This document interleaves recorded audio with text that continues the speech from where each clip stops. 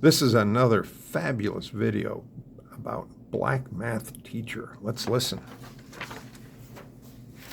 Sometimes they might ask you to evaluate an expression that contains many operations. You call that order of operations.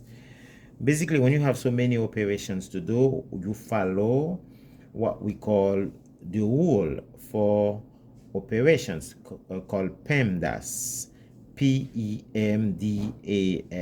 parentheses, exponent, multiply, divide, add, subtract. This is the order we follow when we do operations.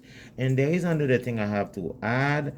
You have to go from left to right when we do the operations. So when we have multiply and divide, whichever one that comes to the left, that's the one we do first. When we have add and subtract together next to each other, we do the left operation first. Let's follow PEMDAS. Do we have parentheses here? Yes, we have to deal with parentheses first. Inside the parentheses, I see exponent, so therefore I have to do exponent first, then I can do the operation inside. So the exponent will give me 4 squared is 16 minus 10, and everything else stay the same. Now, I have the parentheses clear. I can do it now. Now we're gonna have inside the parentheses 16 minus 10 is 6. Now the parentheses give me 6. Now after the parentheses, I do not have exponent, I have multiply.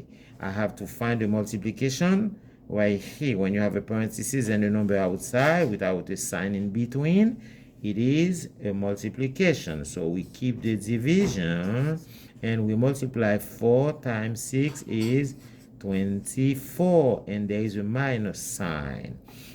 Now I have a division. I cannot do the subtraction before the division, so I have to follow PEMDAS order of operation. I have to divide first. So the division of 4 and 2 give me 2, and I have to subtract 24. And now I have the last operation. 2 minus 24 is 22.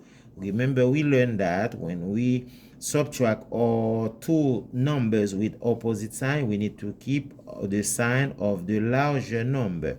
So 24 is bigger than 2. We keep the sign of 24, which is 22. So the final answer for the expression is negative 22.